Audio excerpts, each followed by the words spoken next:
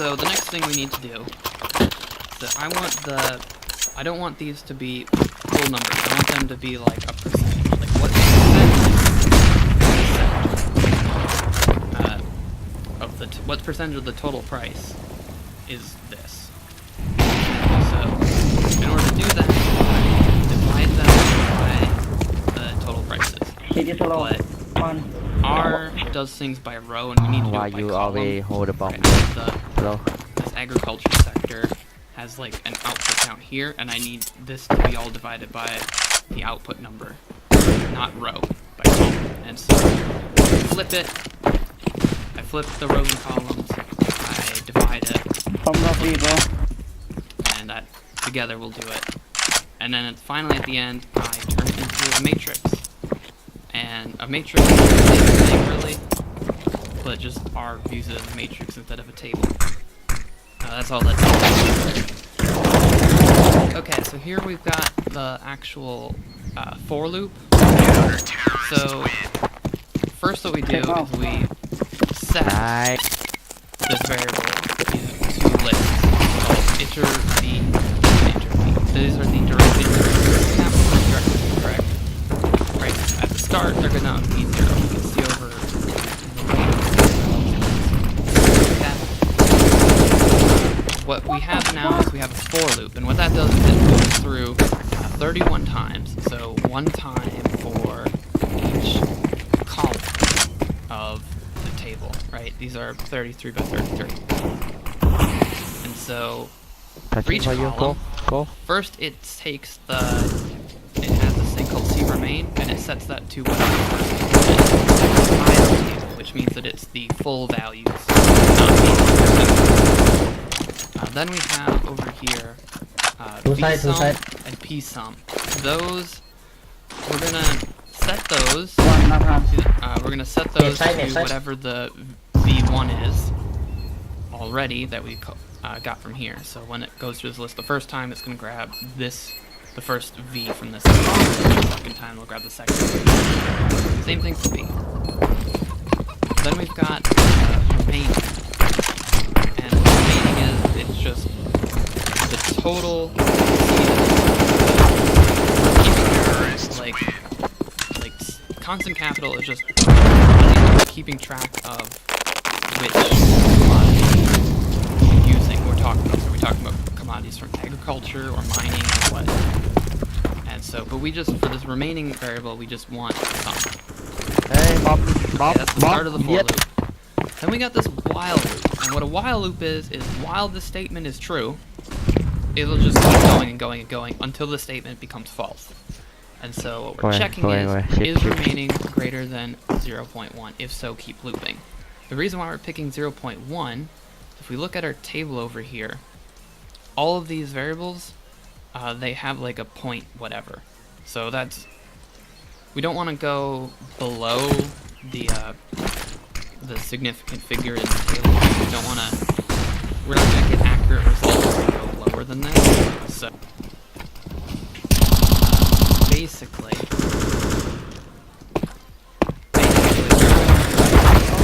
each sector that we do this, we're going to be left with less than 100. Given the fact that these are in like these are in millions, and like we're talking about like billions, right? That's actually not too much, right? We're talking about the entire economy. So in the while loop, C new, that's what the next C is. So think back to the iterative step. We had C1. We started with C1. It's calculating what C2 is going to be. And C2, take the matrix and multiply it. Let me explain matrix multiplication. So we've got this MIO over here. It is a matrix that is 33 wide and 35 tall. Okay? So let's look at that. And it's all of these percentages. And that's on the left side. And we're multiplying C remain, which is going to be just the C vector. So like C1. And by vector, I mean each column, how much of C is in each sector.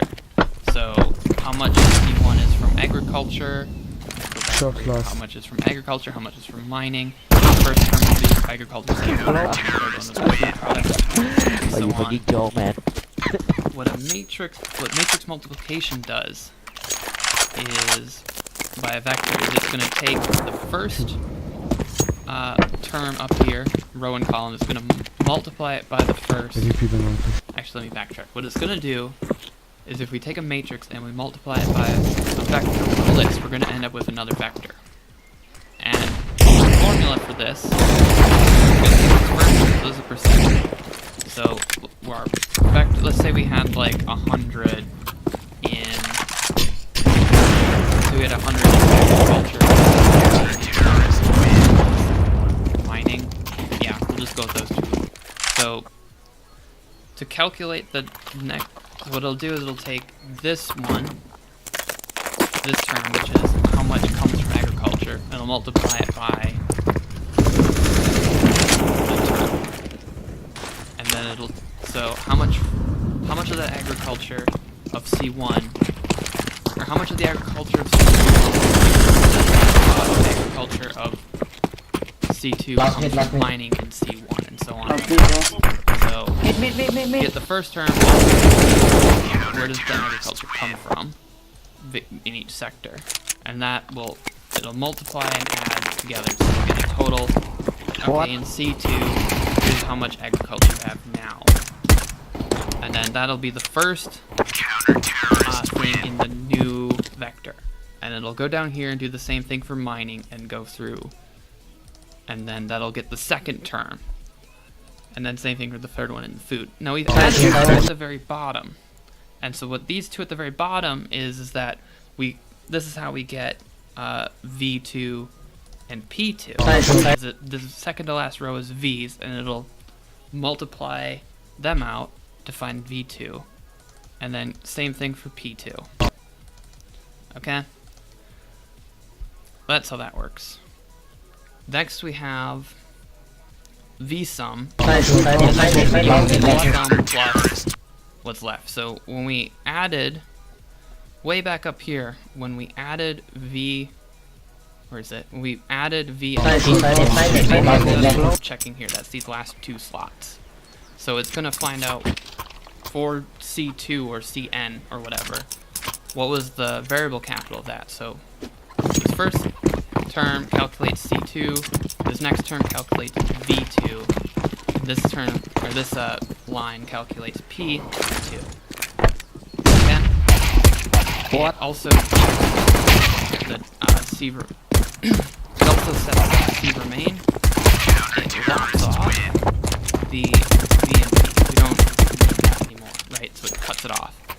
Matrix multiplying, the size of vectors is important, and with these two vectors currently too big, and we've already stored them, so we don't need it, so just lop it off. And then remaining.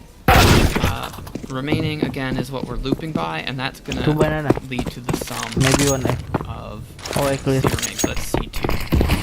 And we're still gonna have more than 100,000 left, so it'll go to C3, C4, C5, and it'll just keep looping and looping and looping until it's meaningless to cut it up anymore. Once it's meaningless to cut it up anymore, it'll set the total V sum that we've calculated and the total P sum that we calculated, and I'll put that into its spot. So,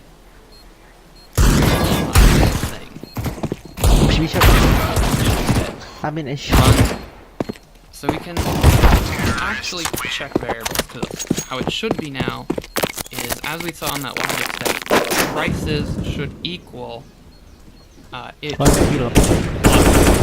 should be, or it should equal direct and indirect value, or direct and indirect variable capital and prices. So and down here in this little console, we can type iter p plus iter p, and then we can minus prices. Come back. Oops, let me spell it right. And so this is the, if this thing was like perfectly accurate, these would all be zeros, because it should be prices minus prices. Now, I understand that this looping process is gonna add up rounding errors, and so that's why they're not all perfectly zero, but we're talking about really large scale, and that's what we want. That's all we need. So now, what we have here is finally we just need to plot what this V is versus what the prices are. And so I've got two plots that do that. The first one that gets done is that's all it does. In the second one, I've removed specific points. I've removed specific points because there are sectors that don't create commodities. These are sectors like retail, finance, real estate, vending machines, development, education, health, and local and state spending. So if we run all of this, we end up with a nice graph. Here, we've got output prices, so these are the prices in each sector, and here's direct and indirect wages from each sector. We've got this nice linear relationship. They've got a really strong correlation of 93. This correlation factor is using the built-in function. Yes, using the built-in function, and that tells you how correlated a thing is. If it's 1, they're perfectly linear. This number exactly leads to this output. If it's -1, it would be a negative. It would be opposite, like an increase in one would be a decrease in another. But this correlation is really good. So this is the one that just appeared. It is the graph with the stuff that I removed. If I didn't do this, one layout, this one is actually real estate, and in economics, real estate is like very different because land is not a commodity. Nobody produces it, right? Land is just sort of there, and then the state shows up and like cuts into pieces, and then we just sell them to each other. That's not a commodity. Understanding. So it's interesting that it's the one that is correlated out there and wrong from this like nice line. Yeah. So that's basically how it works. And 2 seconds. Let's clear everything. What we can do is we can look at the US 2011. We can look at other years. So let's look at 10. Run. Very similar looking graph. Go further back, so 2000. Oops.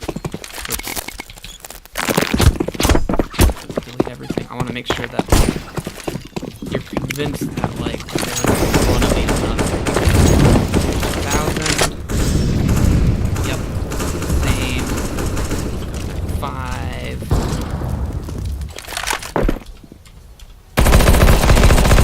Yellow. Delete. Get back. Go outside. Delete.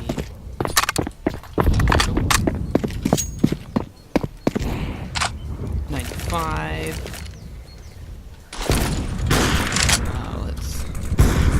Let's look at a different state, because you know maybe it's just the U.S. where this applies, but nope. Okay. What about? And you know we can keep doing this, but I think I've shown my point. Okay. One other thing that I want to show you. I've also made this other program over here very similar. So you might be thinking, okay, this stuff is just sort of scaling, like it's not actually related to labor time. It could be just the fact that like go up so that there's labor use, and that's just a coincidence. But I'm gonna look at other sectors. So what we're gonna do instead. We're going to look at iterative sum of like a sector. So we're going to find out how much total wood, right? So if we iterate all of the amount of wood used, for example, one from behind. From this one. Now, good of an indicator of price On is this spot. usage of wood. Where? And Wait. Kobe. Fuck you. 1 second. Kobe. Kobe to B. Also check Don't you want for this? Oh my gosh. and yeah, it's still a very low correlation. And basically, yeah, if the correlation is like close to 0, which it is, that means that there's like no correlation. So yeah, labor time is a lot better of a check than any of these other. So now I want to note I don't have the ability here to calculate what value is actually. I used wages as a stand-in for labor time. Each sector could have a different average hourly wage, and with the number of hours worked in each sector, I could calculate this and factor it in. This method also did not take into account something called fixed capital. Fixed capital is basically machines. A business buys a machine and it lasts longer than a year. I will note that in the input-output table, some of the businesses are buying brand new machines that are going to last longer than a year and others are not. So that's sort of an explanation for why they'll average out, and this aspect isn't that important. However, someone else has access to this data, and they did the same sort of process. Here is a graph from the book Capitalism, Competition, Conflict, Crises. It's basically a Marxian economics textbook that uses different names for everything. Value here is called direct prices.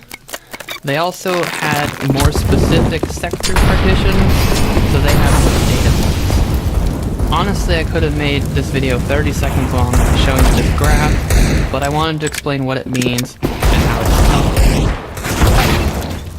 So yeah, basically the point of this video is to show that anyone who says that labor time has nothing to do with value is full of shit. People argue against labor theory of value because it has implications. Implications I went into in the Marxian Economics Made Easy series. If the value of a commodity is the socially necessary amount of labor time used to produce a commodity, this is also true for the wages of workers. The value of wages is based on what produces them, which is food and rent, and that sort of stuff. Not how much work a worker does. This means that the source of capitalist profits lie in the difference between the amount of work paid in wages and the amount of work actually done. Is exploitation.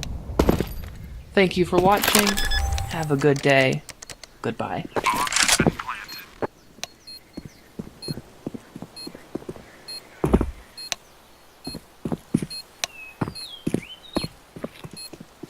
Terrorists win. Pick up.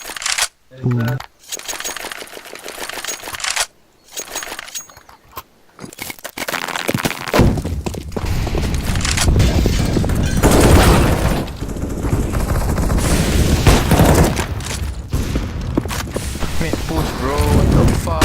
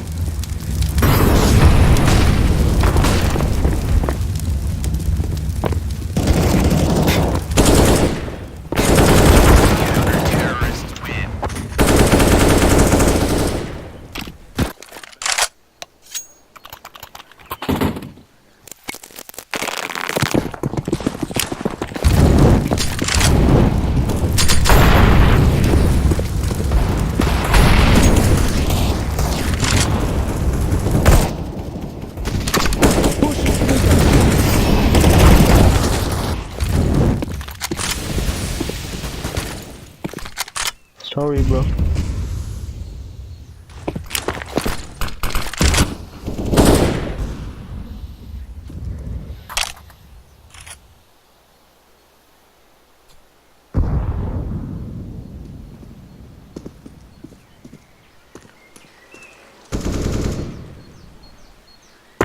Go, please go. Two guys say. Hello, go back side. Hello.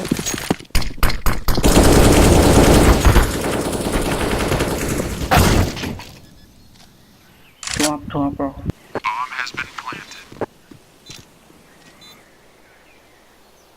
Can on top. Can on top.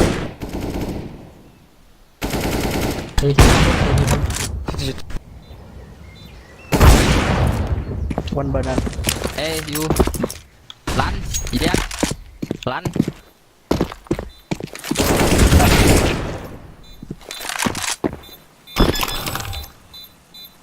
Defusing.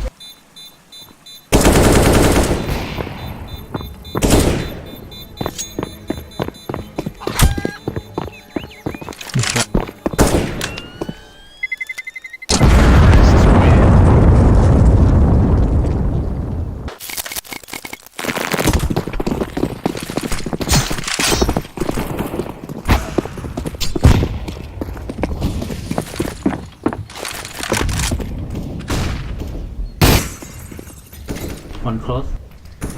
Coming. City one.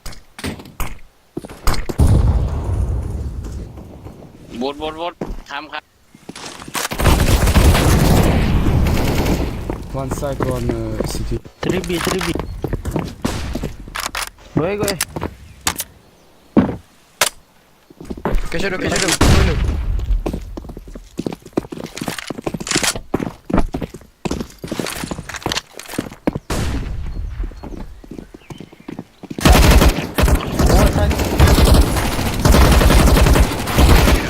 Oh my god.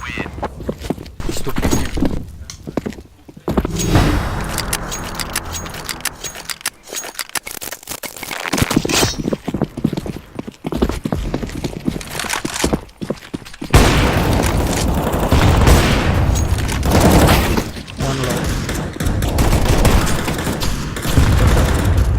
Speak, bro. Counter-terrorists win.